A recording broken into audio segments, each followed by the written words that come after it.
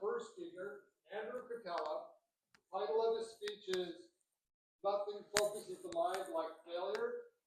Nothing focuses the mind like failure. Please welcome Andrew Catella. Thank you.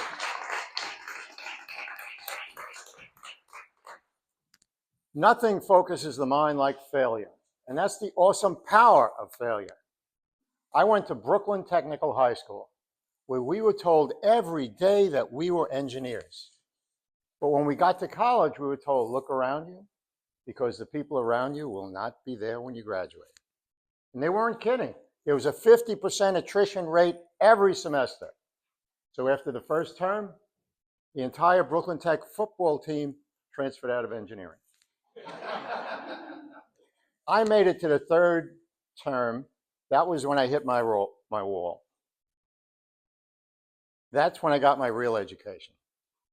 I got a D and an F in my engineering classes. I was kicked out of engineering. I was desperate. I was devastated.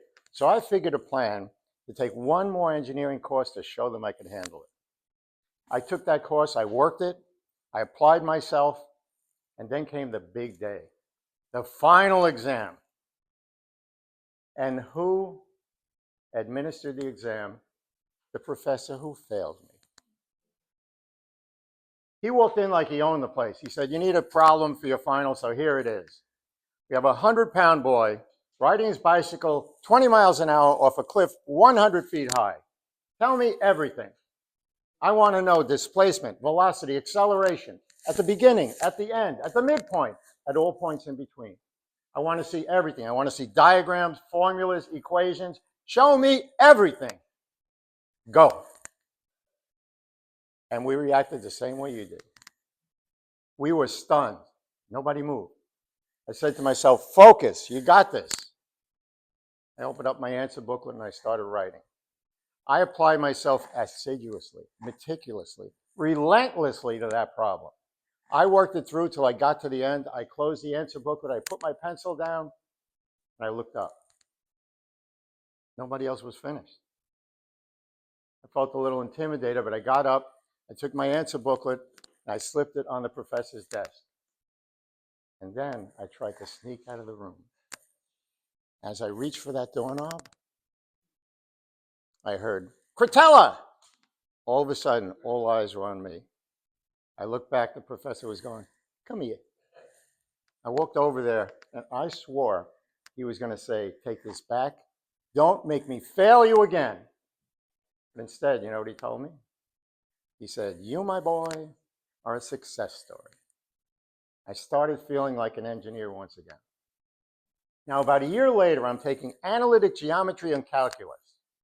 The professor walks in and says, our problem today, we have a three-dimensional figure in space defined by this formula.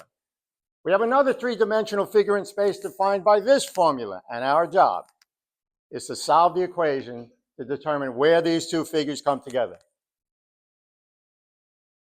The room reacted just like this. Nobody moved. The professor turned around, he started scribbling on the board frantically. He filled the entire front board up with all these hieroglyphics, formulas, equations, diagrams. When he ran out of room, he went to the sideboard. He did the same thing over there. He ran out of room, he went to the other sideboard. He did the same thing over there. And then all of a sudden, he draws a circle, drags the chalk across the entire wall, draws another circle. He says, you plug that in there, and there's your answer. Any questions? Now, by this point, most people in the class were either asleep or their heads were spinning. One person asked a question, me. I said, excuse me, professor, but didn't you make a mistake here? Didn't you solve the wrong equation? He looked at me. Then he looked at his work. He said, you know what? You're right, but you do it the same way. Now, he thought he had answered himself, but as far as I was concerned, he and I were now speaking the same language. I was communicating on a peer level with my professor. And you know what the best part was? I was the only one in the room who knew what he meant when he said, you do it the same way. I felt I had arrived as an engineer. But I had learned a more important life lesson. Nothing focuses the mind like failure. That is the awesome power of failure. Now, Abraham Lincoln knew this. He failed half a dozen times running for office until he became president of the United States. Thomas Edison knew this. He failed thousands of times, and he was proud of it because he knew each failure was just another step on the road to success. My favorite example comes from the world of tennis. There's a man named Stan Wawrinka. He tried for more than 20 years to beat the best tennis players in the world. He came up short every time. He got to a point he was considered over the hill, past his prime. But then one day, he beat the player who is considered the greatest of all time. How did he do it? Maybe it had something to do with the tattoo on his arm. He had a tattoo from Samuel Beckett. It read, "Ever failed? No matter. Try again, fail better." And so he did. He knew that smart people don't fear failure, they embrace failure, they use failure, they learn from failure. So I ask you to remember, nothing focuses the mind like failure because that is the awesome power of failure. Nothing focuses the mind like failure.